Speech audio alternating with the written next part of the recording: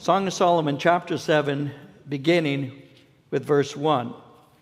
How beautiful are your feet in sandals, O prince's daughter. The curves of your thighs are like jewels, the work of the hands of a skillful workman. Your navel is a rounded goblet, it lacks no blended beverage. Your waist is a heap of wheat set about with lilies. Your two breasts are like two fawns, twins of a gazelle.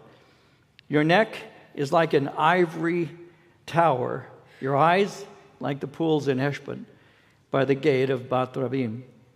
Your nose is like the tower of Lebanon, which looks toward Damascus. Your head crowns you like Mount Carmel, and the hair of your head is like purple. A king is held captive by your tresses. How fair and how pleasant you are, O love, with your delights. The stature of yours is like a palm tree, your breast like its clusters. I said, I'll go up to the palm tree, I'll take hold of its branches. Let now your breast be like clusters of the vine, the fragrance of your breath like apples, and the roof of your mouth like the best wine. I don't know why I'm sweating.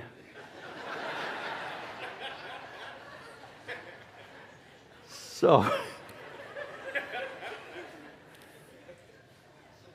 my wife and I were on a plane. We were flying home from ministry, and as we were flying home and seated and all of that, we were holding hands, and the flight attendant that was caring for the area that we were in came by several times, walked past us several times, obviously, and then finally she stopped for a moment, and she looked at us, and it wasn't that long ago. We weren't young by any means, and she says, are you newlyweds? And the reason she obviously was asking that question is because we were holding hands. And so it was kind of for her, it would seem obvious, unusual to see people of our age holding hands, so we must be newlyweds. And so I thought, how interesting is it? She more than likely doesn't see a lot of that kind of even gentle affection from people of our age group. Then on another occasion, Marie and I we were at Disneyland, and we were walking, and we were holding hands, and it's not so romantic. We're trying to keep each other from falling. And as we were walking, this younger couple was walking towards us, and as they walked towards us, the young lady holding hands with her boyfriend or husband, she says under her breath as she walks past, she goes, "Oh, how cute." And I was wondering what's so cute, so there must be something behind us. No, it was these two old people wobbling together that she thought was very cute. And I came to realize that that people don't expect those who are older to have that kind of love, let's put it that way, that romance that continues. And so what we're looking at here in this particular chapter is romance. We're looking at how we keep the fires of romantic love burning brightly.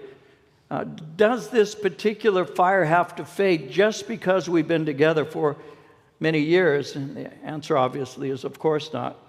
The fire can not only remain, but it can actually increase over the years. Now, many years ago, I became acquainted with a particular song, and again, this is a song that is very old now, but it was new at that time, and I was young. I was only 16, so it was quite a number of years ago now, but it was by a group called Simon and Garfunkel, or a duo, if you will, and the song was called Dangling Conversation, and there may be some older folk in this room who may be familiar with that, or at least know the name of the song and associate it with something that came out of that period. But the lyrics of that song have influenced me even from the time that I first heard it to this day. It's lyrics that helped for me to capture the idea of what it means to have a romance that doesn't lose its flame, because the dangling conversation is a picture of a couple that lost their fire. The words go like this. It's a still life watercolor of a now late afternoon as the sun shines through the curtained lace and shadows wash the room, and we sit and drink our coffee Couched in our indifference like shells upon the shore, you can hear the ocean roar. In the dangling conversation and the superficial sighs, the borders of our lives. And you read your Emily Dickinson and I, my Robert Frost, and we note our place with bookmarkers that measure what we've lost, like a poem poorly written. We are verses out of rhythm, couplets out of rhyme in syncopated time, lost in the dangling conversation and the superficial sighs, the borders of our lives. Yes, we speak of things that matter with words that must be said. Can analysis be worthwhile? Is the theater really dead? And how the room is softly faded, and I only kiss your shadow. I cannot feel your hand. You're a stranger now unto me, lost in the dangling conversation and the superficial sighs in the borders of our lives. There are quite a number of people that would answer to that. We have to talk about things that matter. Analysis, the theater, when in fact we have nothing to talk about at all. When I first heard that song, and as I grew older, prior to coming to faith in Christ, I was impressed, and I thought, I don't ever want to have a relationship that is like that, where he says, I only kiss your shadow, I cannot feel your hand. You're a stranger. I don't want that. I don't want that. I want to have a vibrant relationship, a continuing one with the girl that God gave to me. I remember being in a restaurant, and my wife Marie and I were there having our breakfast together, and I could see Pastor. There was an older couple that were seated directly in my line of sight, and the man and the wife were having breakfast. He had his breakfast in front of him. She had her breakfast in front of her, but he was there with the newspaper in front of his face. And he was reading the newspaper, and I looked at the woman, and she was there eating her breakfast in silence. And I turned to my wife. I said to my wife, I don't want that to be us. I never want to be that couple, a couple that just is there together but not together. I don't want to be that. You wonder if they did that when they were dating. You wonder if that's what drew them together. I rather doubt it. I think that when they went out in the first dates and all that, he was Mr. Charming and she was one being charmed and all. And I think that they had at one time, they must have, if they were married, they must have had some kind of fire. But the fact is, a neglected fire will usually go out. The scripture says that in Proverbs 26, verse 20, where there is no wood, the fire goes out. And so we need to keep that fire burning. You see, when you get married, the things that at one time drew you together can actually begin to fade. The things that you thought were cute, like her giggle, can become like nails on a chalkboard. The things that were cute at one time are not so cute anymore. And you begin to go through stresses. Marriage brings stress. We know that. And there are serious distractions that we'll go through. There can be finances and work stress, exhaustion, health problems. We have traumas that we go through, losses. We have our children. We deal with our in-laws and a variety of things that can take our attention away from the things that brought us together. In marriage, we can end up being busy with so many things. We have our hobbies, we have our homes, our outside interests. As you grow older, your parents will have greater needs, and they can be distractions. And all of these things, when they pile up and are gathered together, can cause a flame to be quenched in your marriage. And that's one of the reasons why we need to be careful to keep that fire burning. Love doesn't have to grow cold. Love can grow deeper over time. But we have to be careful about those little foxes that can destroy the vines. We need to be aware that there are things that can begin to work together to quench the flame that at one time was burning brightly in our lives. Unrepentant habitual sin is one of them.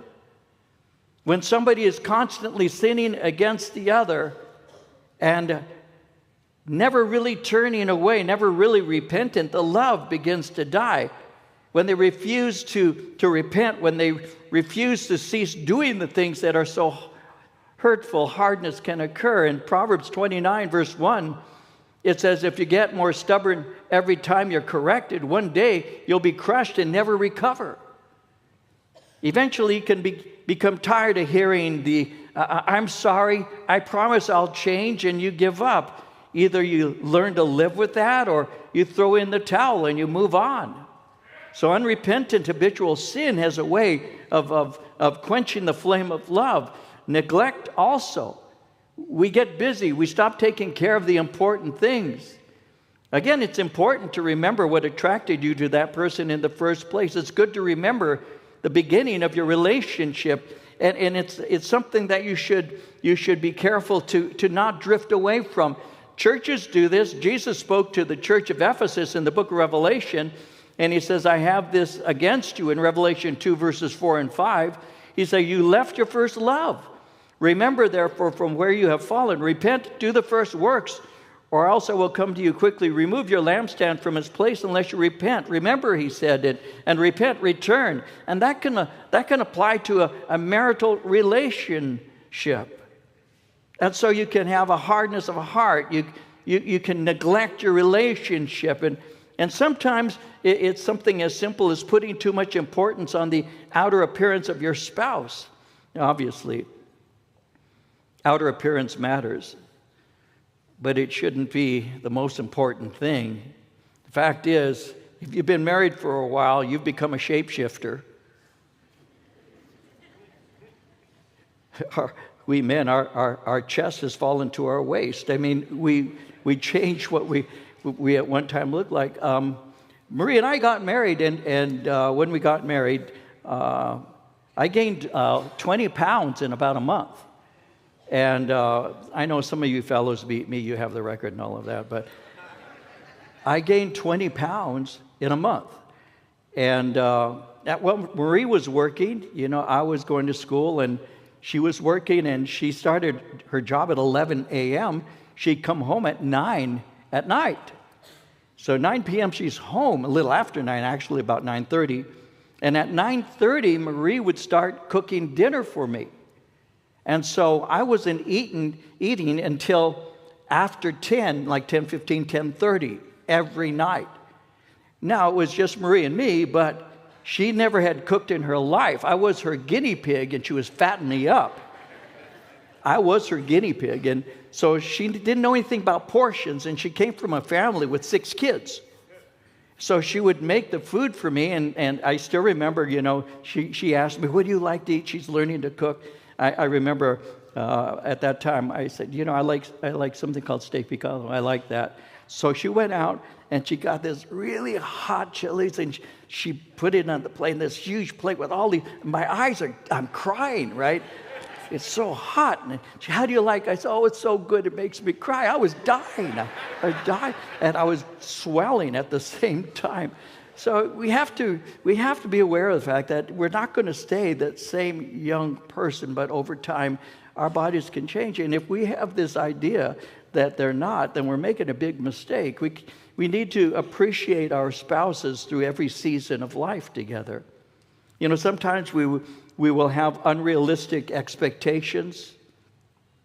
We think that by being with this person here, and there are a lot of people who deal with it, we think that if I'm with this person here, that they will make me happy. There's nothing further from the truth than that. No human being will make you as happy as you desire to be. Happiness is something that you have in terms of your relationship with your God. Your God brings joy into your life, but a human being is always going to fail, and therefore will fail to make you happy as you want to be. So you have to be satisfied with other things. We have these unrealistic expectations, though. A lot of us grew up with the stories of Cinderella and Sleeping Beauty and Snow White. You know, all of that is so beautiful and this and that. But we need to remember that those characters went through a lot before their prince finally showed up. And life can be that way with us. Somebody once said, we are all idealists. We picture for ourselves a life completely free from every hindrance. A kind of spiritual utopia where we always control events, where we can move about as favorites of heaven, adjusting circumstances to suit ourselves. We think this is quite compatible with the life of faith and in keeping with the privileged place we hold as children of God. In thinking like this, we mistake earth for heaven and expect perfect conditions here below and fail to realize that they can never be realized until we reach the better world above. While we live, we may expect troubles and plenty of them. So our spouses weren't put on earth to make us happy. And when we're unhappy, we simply have to deal with it. Mr. and Mrs. Solomon seem to know the secret of keeping the fire burning. And that's what we're looking at here in the 7th chapter of the Song of Solomon.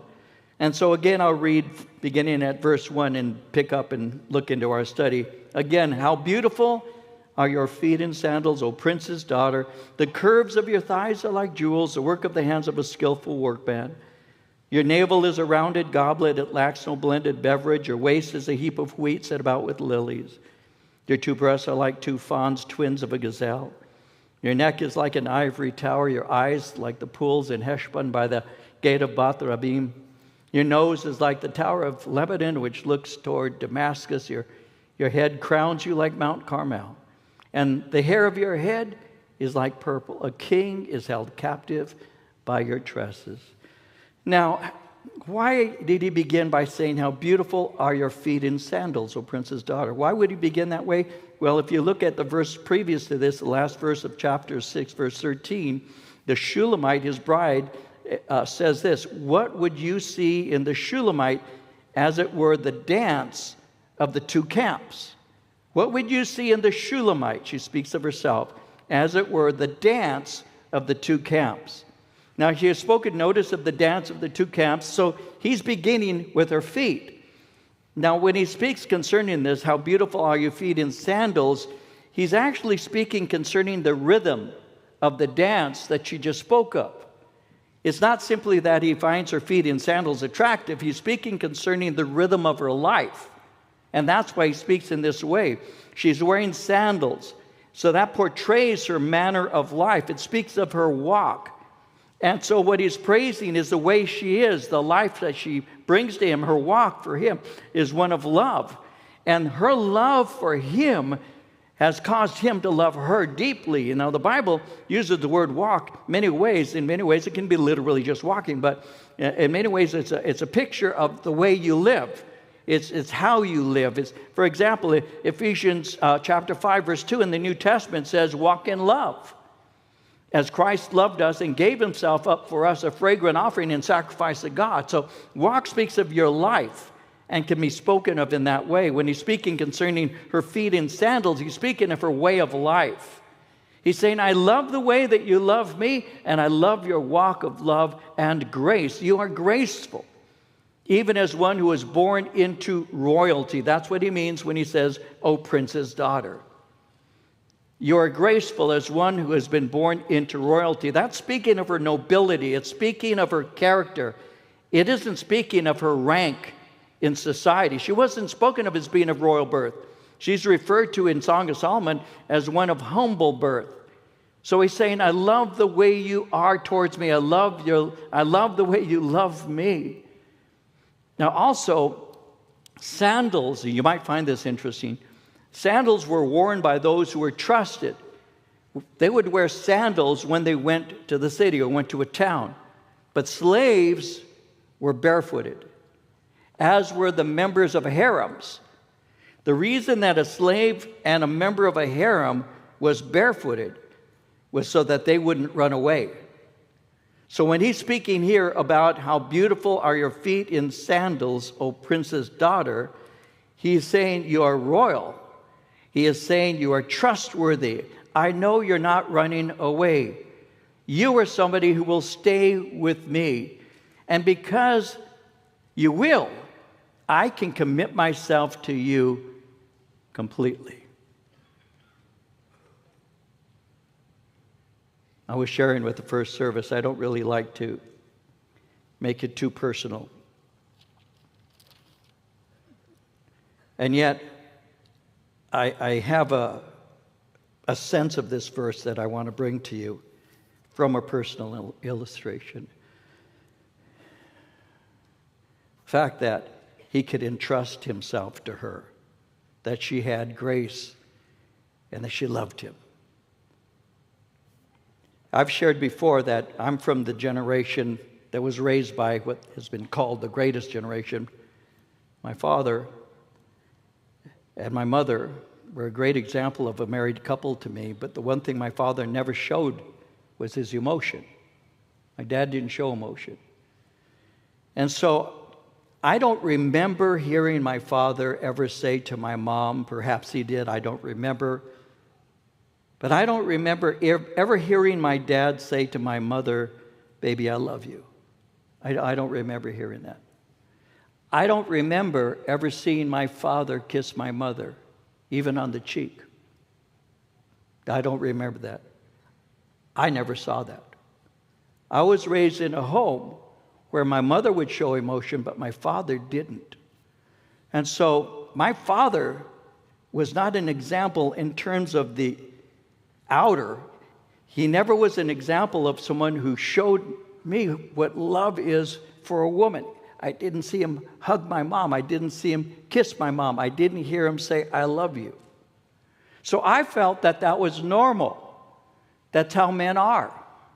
Men work. Men put food on the table. Men make sure that their kids have shoes. Men take their families on vacation. Men do these things, but I never saw or heard my father say, I love you, or kiss my mom. Never saw it. So I learned love from my dad in terms of the loyalties, in terms of the fidelity and those things. My dad was a faithful man, but his love for my mom was a very private thing. So now I'm with this young woman named Marie, and I don't say I love you to her. Why would I? You know I do. I wouldn't have been with you if I didn't. I try hard on your behalf. All of those things, that's how I learned. When we started going out, I didn't hold her hand for 3 months of our dating relationship. Her friends started asking her, why hasn't he kissed you? Has he kissed you? And she said, no. I still remember one friend saying to her, is there something wrong with you? Why won't he kiss you? For three months, I never even held Marie's hand. We would go together, and I started thinking maybe she'd like me to. So she had her purse on one side, and I walked on the side of her purse to see what she'd do, and she put it on the other side. So I said, oh. So now I went on the other side just to watch, and I did that several times. She'd be switching the person. So, I'm thinking, she must want me to hold her hand. But I didn't. I wouldn't hold her hand. I didn't kiss her for the first 5 months of our relationship. I never even kissed her goodnight. I was not going to move in that direction. I'm not going to. And when it came to saying love, no, I didn't have a lot of relationships as a young man. Some of you may have had many. I didn't. The word love to me was a very strong word. It's not something you just use. It isn't something you just say. It's something that's deep. And so I never said it. And finally one day, after months of being with her, going on, I think we may have even gotten, that's right when we were going to be engaged, when I was going to ask her to marry me. And I still remember saying to her this, and it may seem corny, and perhaps it is, but it's real, it's true, I did it, and forgive me if it seems weird to you. But it's the only way I knew how at that time to express my heart, and this is what I did. I put my hands together, forming like I was holding them together so that you could place something on it. And I looked at Marie, and I went like this to her, and I said, Marie, I said, I love you. And I went like this, and I said, I'm giving you my heart.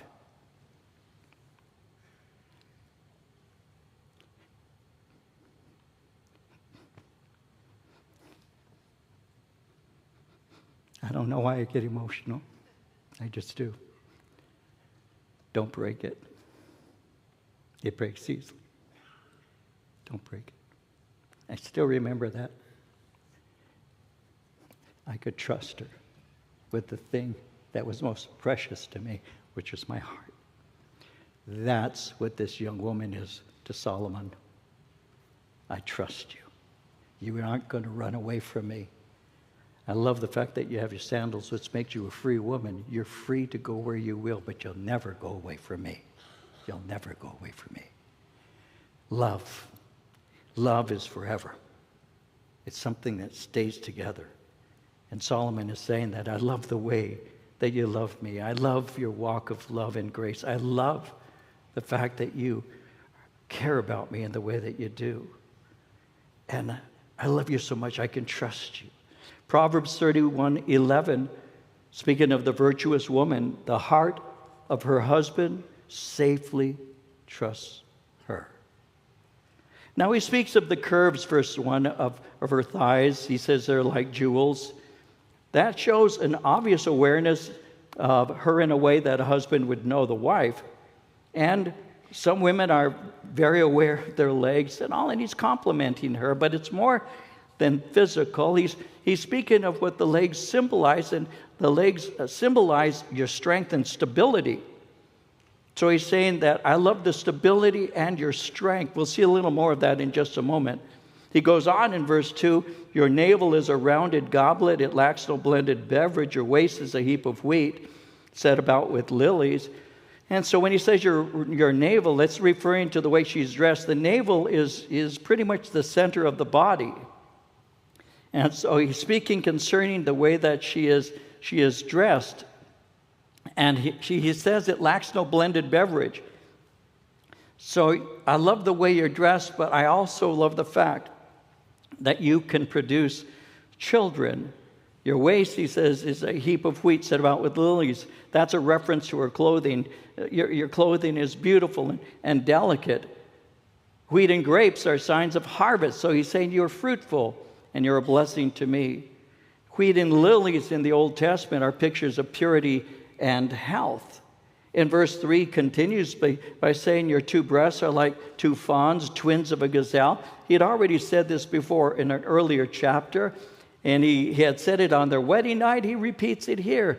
He says, you care for yourself, and I'm pleased that you've done so.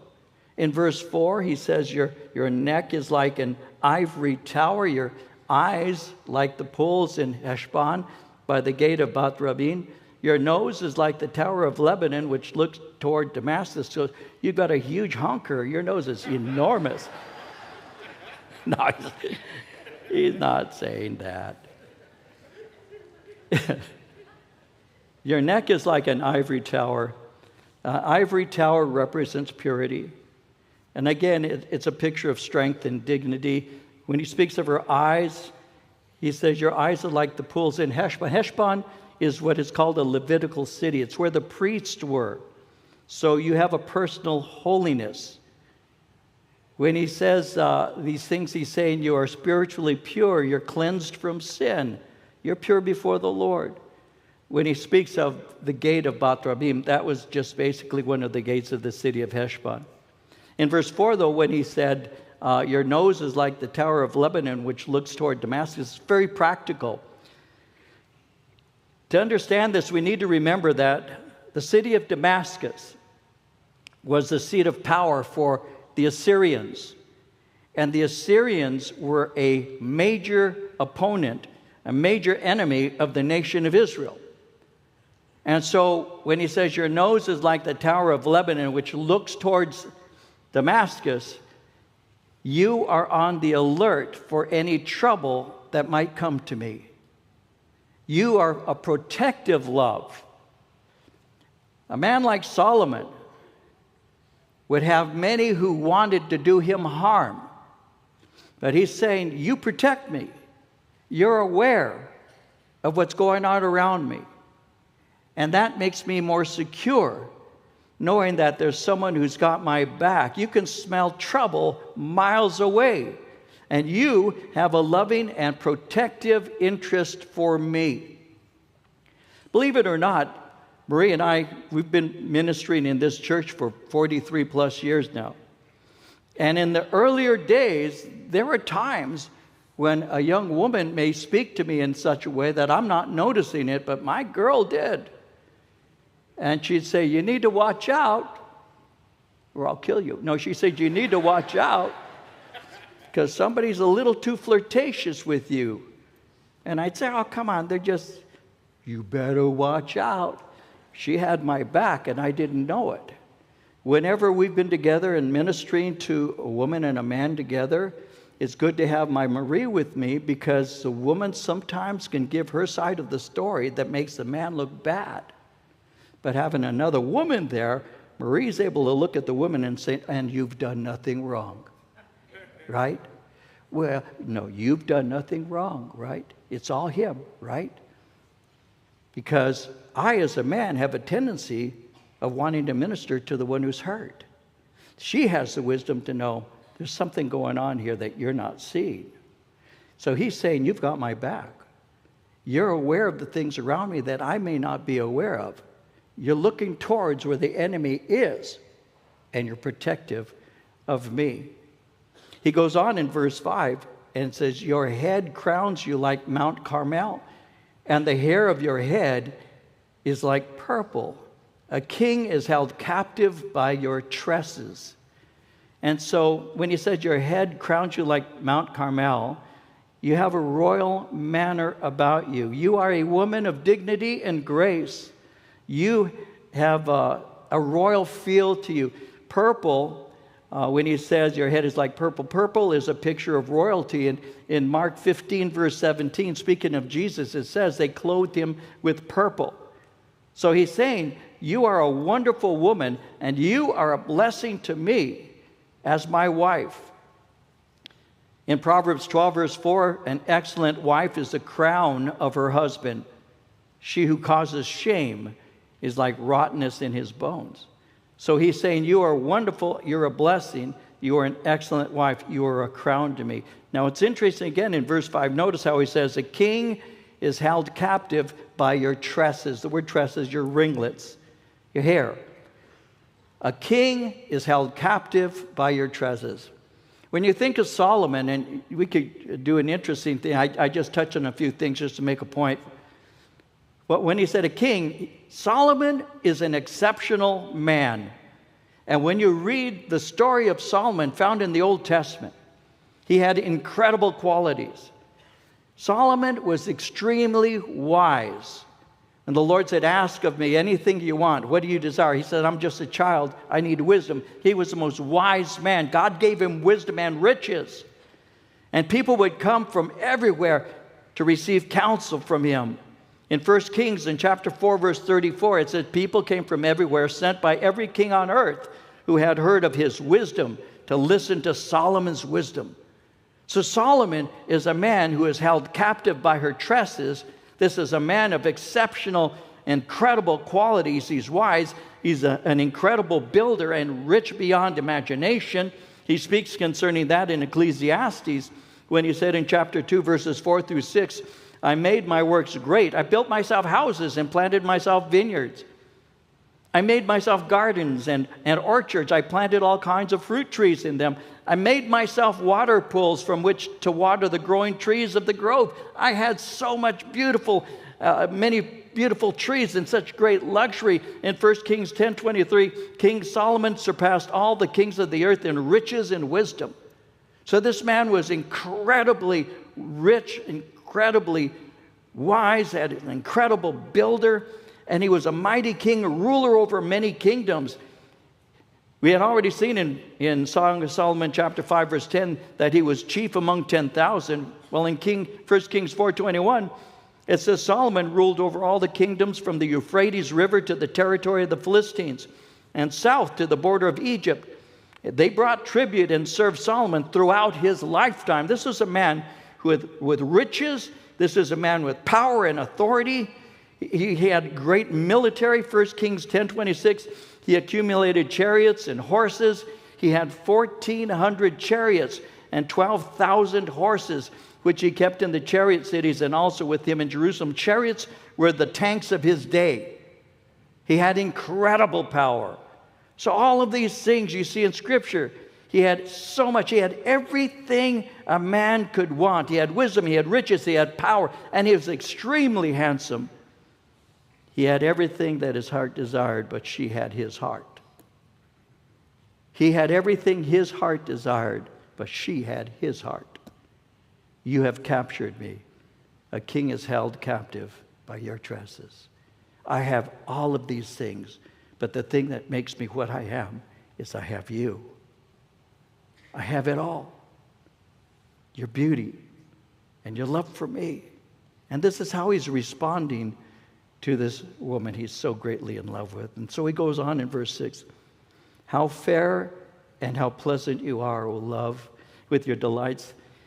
The stature of yours is like a palm tree, your breast like its clusters. I said, I will go up to the palm tree. I will take hold of its branches. Let now your breast be like clusters of the vine, the fragrance of your breath like apples, and the roof of your mouth like the best wine. How fair and how pleasant. Solomon returns to the reason that they had a problem in the first place. Notice how he begins in verse 6, though. He says, how fair. The word fair is beautiful. When he says how pleasant, the word pleasant speaks of that which is sweet. So how beautiful and sweet you are, O love.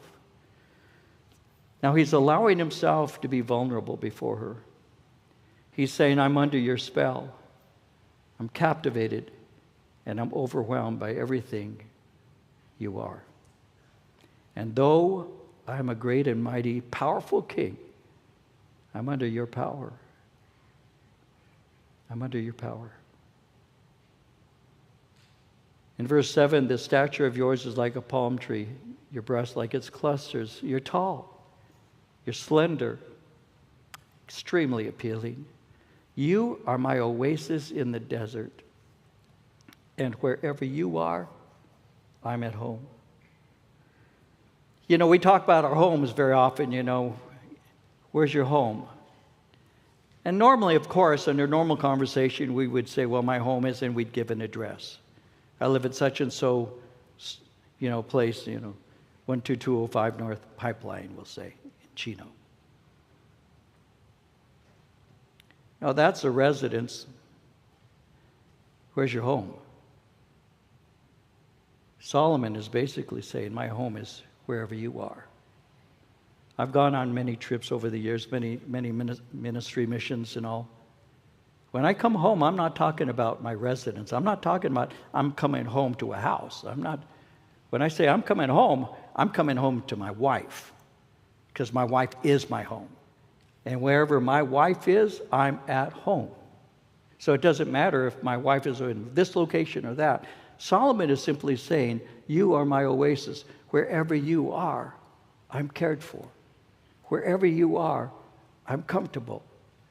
And I want to be with you. I want to enjoy you in every way that a husband should enjoy. When he says the roof in verse 9 of your mouth is like the best of wines, your words are very sweet towards me, and I desire to be with you. Well, the Shulamite responds there in the second portion of verse 9 and says, the wine goes down smoothly for my beloved, moving gently the lips of sleepers. I am my beloved's, and his desire, she says, is toward me.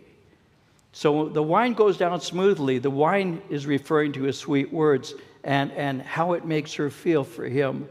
It's like what it says in Proverbs 16:24. Gracious words are like a honeycomb, sweetness to the soul and health to the body. When she says, moving gently the lips of sleepers, your words are so sweet that they would cause someone who's asleep to respond. Now remember, she had earlier resisted him when he was there wanting to come in to be with her. And she said, I don't want to get up. I don't want to dirty my feet and all.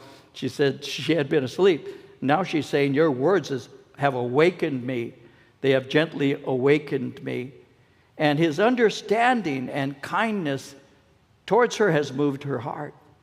Love and desire, consideration moved her to respond to him. She knows no one else in the world matters to him as much as she does. He could have been punitive. He could have told her how upset he had been. Today we say he's just being real. Well, he could have been real in that way, but instead he showed her understanding, and it caused her to respond to his gentle love. In Proverbs 19, verse 11, a person's wisdom yields patience. It is to one's glory to overlook an offense.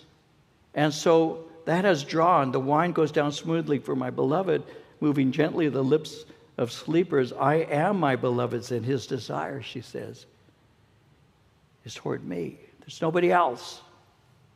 There's nobody else for him except for me. And I know that. And so she says in verse 11, come, my beloved, let us go forth to the field. Let us lodge in the villages. Let us get up early in the vineyards. Let us see if the vine has budded, whether the grape blossoms are open, the pomegranates are in bloom. There I'll give you my love. The mandrakes give off a fragrance, and at our gates are pleasant fruits, all manner new and old, which I have laid up for you, my beloved. This is an invitation to personal time. She's offering him romantic love. She's saying, let's get away and just spend time in a romantic way with one another. So I'll talk as a man for a moment as we're going to wrap up in a second here. Again, men can be romantic if we want to be. And it is something that we can learn to be. Tenderness and consideration, courtesy and patience and gentleness are things that we learn to extend. Remember, ladies, that we men grew up with other guys, and we aren't real tender and loving with one another. We mess around, we wrestle around. That's what men do. And now we're with somebody who's entirely different, and they expect us to say nice things, and we're not used to that. And so we have to be taught. We have to learn. And I'm not saying that we're what others have said of us. I'm just saying that some things you don't know naturally, and some things you learn, and you can learn. Marie, I said it earlier, but I'll say it quickly. I didn't say I love you, even when we were married. I mean, I didn't use those words. I figured she knew I loved her because, after all, we're married, right? I mean, that means something, doesn't it? And so to say I love you, again, I didn't see my dad do that. My dad provided. I'll do my best. That's love. And I had to learn those things. Occasions would come where people would give gifts to people, like the birthdays or Mother's Day or Valentine's Day or whatever. And I didn't observe those. I didn't really think about it. I still remember. I don't remember if it was Valentine's Day or Mother's Day. I remember it was Mother's Day. She said, you didn't get me a card. I do remember that. We've been married for a few years. She said, you didn't get me a card. I said, you're not my mother. Why would I give you a card? Yet I really thought that way. Why would I give you a card if you're not my mom? And then someone had to teach me, it's because she's the mother of your children. Oh, makes sense to me, right? It's Valentine's. I come home, she had a little card, gives me a card, Valentine's. Thanks. And she's standing there like, where's mine? I said, where's what? Where's what? You didn't give me a card? I said, why would I do that? Why? Why would I? Why? She got mad. I didn't get it, so I got mad. So I went and bought her some perfume, and I came back and I put it on the counter. I said, here, happy Valentine's Day. She took it back to the store and got the money back and put the money in front of me. She said, here's your money. I said, thanks. Happy Valentine's Day. I had to learn. A lot of times people, they think this old man up here, he's always been Mr. Tender. I had to learn, just like everybody else. That matters to her. Doesn't matter to me. It matters to her. And I had to learn to love her in a language that she understood, even if I didn't speak that language. And I don't. My wife doesn't have to tell me she loves me. I'm not that guy. You don't have to call me up and say, I just want you to know I'm thinking of you. So what? I got work to do. Thank you. I appreciate it. I think of you too. I'll see you at home. That's a fact. I had to learn those things. Because I don't know those things. I told you, my mom and dad weren't that way. I never saw that growing up. I didn't see that with any of my friends. Men don't do that. Men don't hold babies. Men don't do that. Yes, they do. Yes, they do. And I had to learn to do that. Why? Because I was letting her know how deeply I love her. And that's a language she needed to hear. I had to learn that. That's a fact. We can learn because we value the person. And that makes her feel valued. And so we have to have affection, and not just on certain days, but all the time. We can be spontaneous. Also, we should be making time to be together. We were before we got married. We should be making time after we're married. We have set aside time, my wife and I, and it's become a habit over the years. We have found time that we'll just go off by ourselves, not anywhere. We'll go get a cup of coffee. We just spend time together. And we've made that a habit over the years. And when we go out, we try to keep our relationship as the center of what we're doing, the center of the evening or the day. We'll talk about other things, obviously, but talking about each other and listening closely and letting them know the love that we have and being even polite and having manners is a way of showing that we care. There are those who won't make time like that because they say, well, the kids are going to get upset at us if we don't take them with us. But later, the kids will understand that you were doing something for each other that made them, made you better father and mother for the children, and they'll thank God that they had parents who kept the fire going. Sometimes people won't go, oh, no, I have children. I can't go out on a Friday night. No, you have to find the time to do it, and you need to do it because they need to see that you're caring about them and caring about your relationship. And that's what's happening here, and we'll wrap up because she says in verse 11, she says, come, my beloved, let us go forth to the field. In other words, wherever you're going, I want to go with you. We will go together. I'll follow you to the ends of the earth. Let us get up early to the vineyards. Let's not hesitate. Let's rekindle our love when we're alone. I will be completely yours. And then finally, the mandrakes give off a fragrance, and at our gates are pleasant fruits, all manner new and old, which I have laid up for you, my love. In conclusion, mandrakes and pleasant fruits, according to Genesis chapter 30, verse 14, were considered aphrodisiacs. She's saying, I want us to have a full and complete intimate time. And we're setting aside this time for that. And I want to make it a pleasurable time for us. I want to renew our romance. And so finally, she's simply saying, I'm in love with you. And I'm going to let you know how much. I love you, and I'll let you know. Let's spend some time together, just you and I. And the man that you are, she's saying to her husband, the man that you are is the man I want to please. Because not only have I captured you, but you have captured me.